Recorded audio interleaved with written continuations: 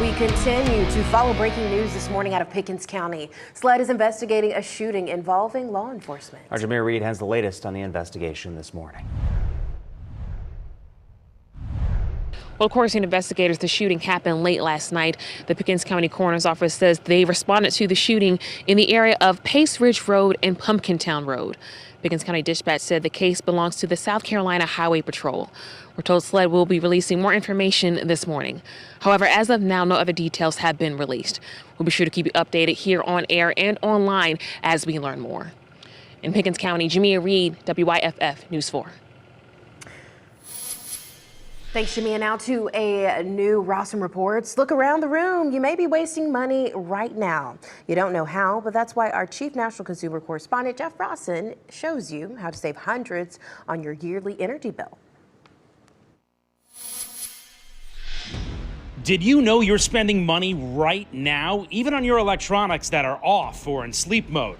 In fact, we spend $19 billion on them every year. So how much do you spend? It's easy to find out. You can buy one of these electricity usage monitors on Amazon. They cost about 30 bucks, and they're really cool. You can plug whatever you want into it, your coffee maker, your air fryer, whatever you want, and it'll tell you how much wattage it's using. Some versions of this will even tell you how much money it's costing you over time. I've actually plugged one of these in over here. This is my son Blake's computer. 66 watts, 65, 64. This is nuts. Yep, it's costing me on my monthly bill too. But get this, if you don't want to buy a monitor, there are other ways to figure out which devices are costing you. Most newer electronics suck what's called phantom power. Basically, even when they're off, they're still using power. Why? Because we love convenience, right? We want to be able to, on a TV remote, for example, just hit on and the TV come right on. That means the TV is sort of sitting in that in-between and taking a little bit of power. Appliances, right? Anything with a clock on it like this. All I have to do is do this, and it's waiting for me to tell it, 350, start, right? Anything that's just waiting is taking power away and costing money. I mean, look around. Your microwave, the TV, your child's gaming console, your printer, the list goes on. Now that you know, how do you fix it? Experts say what you should really be doing to save the most money is unplug everything when you go on vacation. Unplug it when you aren't using that. But come on, we're not running around our house unplugging everything all the time. So here's the next best thing, and it's pretty cool. It's called a smart plug. It connects to Wi-Fi. You can buy a 4-pack of these, so 4 of these for just 25 bucks. Not bad. You plug this into the wall, then you plug your TV, your coffee maker, whatever you want into this, and this is gonna take less power from the wall and give less power to your electronics when you're not using them.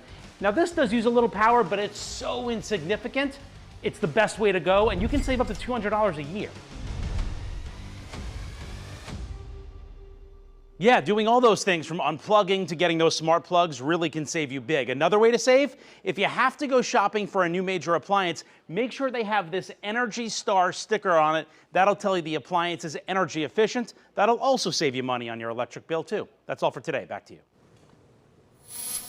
American Foods Group is warning people about possible E. coli contamination in 58,000 pounds of its ground beef. That recall comes after a sample batch tested positive for E. coli. The beef was produced on August 14th and shipped to distributors in Georgia, Michigan, and Ohio. People are encouraged to look at the USDA mark of inspection for establishment number 18076. Again, that's 18076. So far, no illnesses have been reported.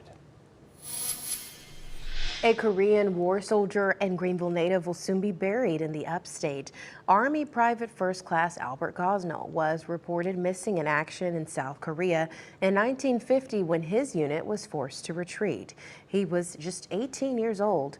After the Army regained control of that area, they recovered several remains. The unidentified bodies were buried in Hawaii. Earlier this year, through DNA, Gosnell's remains were identified. Gosnell will be buried on September 29th at MJ Dolly Cooper Veterans Cemetery in Anderson. More than 7,500 Americans remain unaccounted for. A major construction project in Spartanburg County is now complete. The Kiss Road Bridge is back open for drivers. That's between Abner Creek Road and Reedville Road near Greer. Spartanburg County sent out this picture of the new bridge. Two upstate schools are teaming up to make it easier to get a bachelor's degree. Tri-County Tech and Anderson University signed an agreement yesterday. The new program will help students get an associate degree at Tri-County, then easily transfer to Anderson to complete their bachelor's. Studies under the new program include business, criminal justice, early child care and education, media, arts production, and nursing. Officials say this new program replaces the Bridge to AU program that launched in 2019. A new Very Local series is taking the spotlight to my hometown, Asheville. It's called Only In, and it's streaming right now on the Very Local app. Every week, the series celebrates the unique people, places, and stories of a new destination. Only in Asheville can you watch your favorite records being made or visit a one-of-a-kind shop called Madam Clutterbuckets. You can find WYFF News 4 and weather there as well. Download it in your app store or wherever you stream. All right, time now for a final check on the roads. Here's Hannah. All right, good morning, friends. We are tracking that slowdown on I-85. This is on the southbound side. Just a little heads up for you. I did go ahead and check those speeds in that area, and we're moving at about half what we should be. Speed limit in that area is about 60. We're at 27 right now at Highway 14. Lots of people out on the roadway this morning. You're taking a live look outside as folks leave Spartanburg County, head into Greenville County. Look at them zooming out. You can see lots of cars on the roadway this morning. But really, that's our only slowdown on that southbound side, which is something to be thankful for as you head out the door this morning. Everywhere else moving just fine this morning. Let's go ahead and track it from Highway 101 all the way to Highway 14, where we start to see those slow goes on the southbound side. You can see those cars turn from green to orange and yellow this morning, but overall not moving half bad north of Highway 101. So if you're leaving Spartanburg right now, Spartanburg to 101 looks pretty good. It's really the slowdown from Spartanburg towards Greenville that we're seeing on that southbound side. And that drive time reflects it this morning. Let's go ahead and get a check of our weather.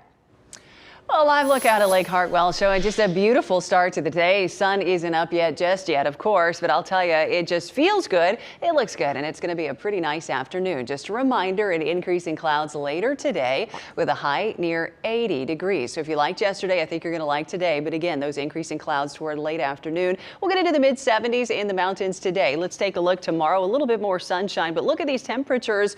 These are the final days of summer. It's going to feel like fall in the morning. It's going to feel like summer in the afternoon. It's just kind of perfect, isn't it? On Saturday, we'll officially kick off the fall season, and we're going to extend these fall-like temperatures, at least in the morning, and summer-like temperatures, all the humidity in the afternoon. We'll extend that through the weekend and even into early next week. So plenty of time to get outside and enjoy. 20% chance of rain on the backside of an area of low pressure still set to develop off the Carolinas. So we'll be watching those rain chances on that day for you as well.